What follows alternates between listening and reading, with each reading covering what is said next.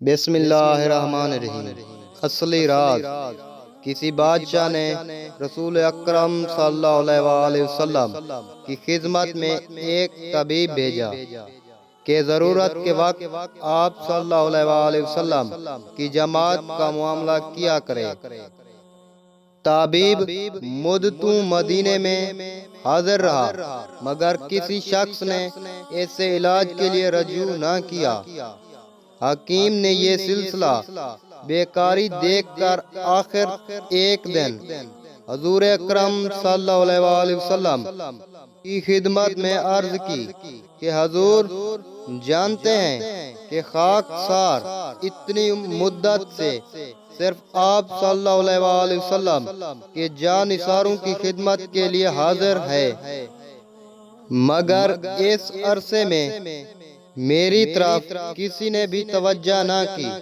حضور اکرم صلی اللہ علیہ وآلہ وسلم نے فرمایا، ان لوگوں کا قاعدہ یہ ہے کہ جب تک بھوک غالب نہ ہو کھانے کو ہاتھ نہیں لگاتے، اور ابھی پیٹ بھرتا نہیں کہ ہاتھ اٹھا لیتے ہیں۔ اس لیے آپ صلی اللہ علیہ وآلہ وسلم کی خدمت سے فائدہ اٹھانے کا موقع کم ملتا ہے۔ حکیم نے کہا، بے شک تندرستی کا یہی اصلی راز ہے، جس کے ہوتے ہوئے میری حاضری بیکار ہے۔ اس کے بعد حکیم نے ادب بجا لا کر وطن کی راہ لی۔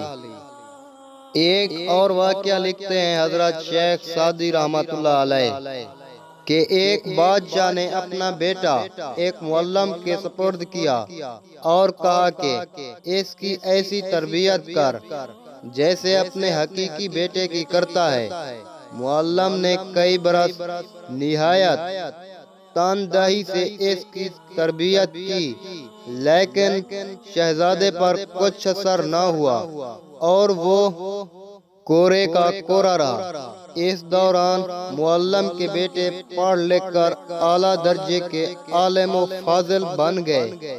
بادشاہ نے معلم سے باز و برش کی اور چشم آلودہ ہو کر کہا کہ تو نے وعدہ خلافی کی ہے اور شرط وفا نہیں بجا لایا۔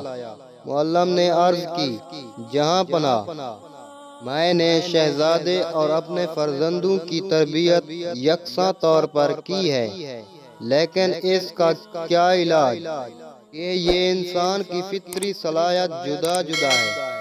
شہزادے میں فطری صلاحیت نہیں تھی، اس لیے کچھ حاصل نہ کر سکا۔ میرے بچوں میں فطری صلاحیت، وہ کہیں سے کہیں جا پہنچے۔